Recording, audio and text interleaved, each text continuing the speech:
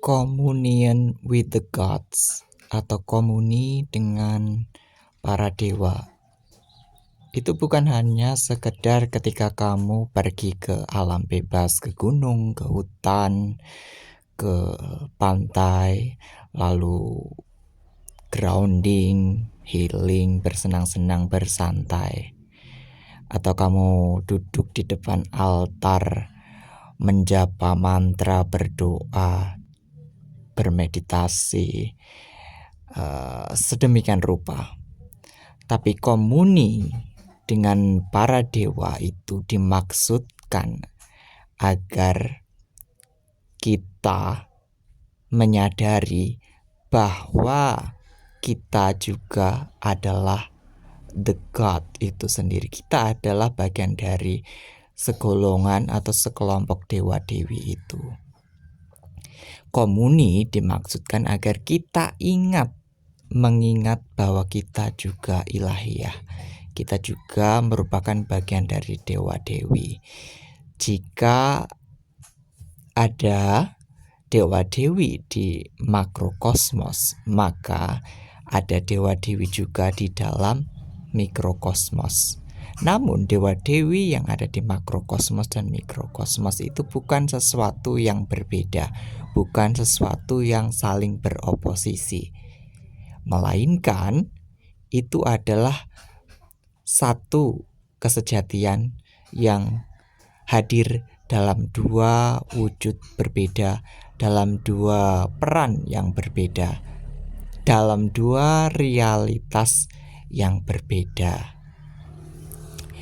Ini ada kaitannya dengan hukum as above, so below, as within, so without. Nah, beberapa waktu lalu saya membaca artikel dari rekan saya sesama praktisi yang mengkritisi bahwa pemahaman mengenai as above, so below, as within, so without itu orang-orang justru malah memaknainya sebagai sebuah dualitas yang saling beroposisi. Misalnya as above, so below berarti ada surga, ada neraka, kemudian surga dan neraka itu saling beroposisi, saling bermusuhan seperti itu.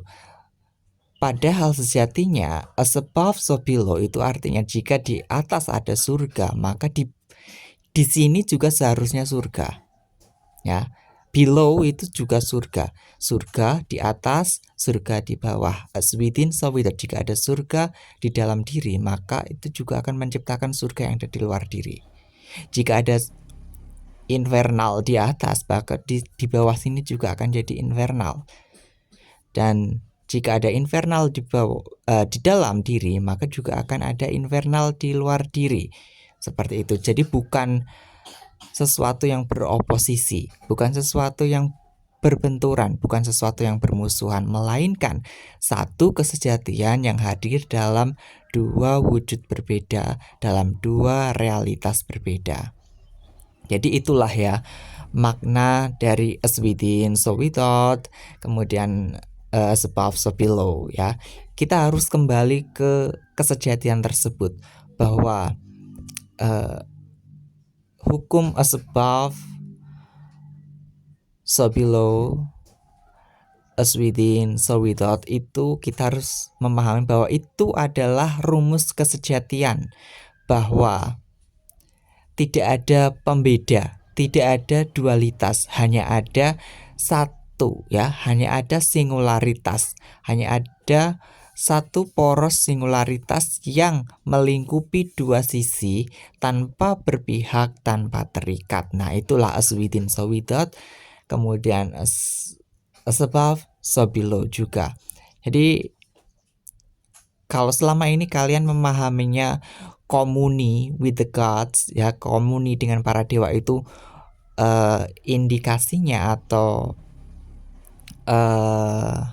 indikasi dari relationship tersebut adalah antara penyembah dan dewanya atau hamba dan tuannya, itu salah ya.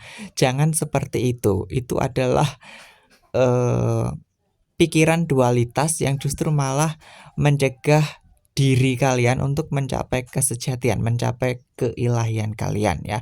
Jadi ketika kalian melakukan komuni dengan para dewa, itu kalian harus memahami bahwa dewa dewi tersebut adalah diri kalian sendiri yang hadir di realitas yang berbeda, hadir di makrokosmos dengan wujud yang berbeda, dengan karakter yang berbeda, dengan tugas yang berbeda, tapi kesejatiannya adalah diri kalian sendiri. Jadi baik kalian dan para dewa itu adalah satu kesatuan, tidak berbeda, ya. Tiada berbeda antara aku dan Tuanku, ya. Itulah kesejatian dari keilahian kita, ya.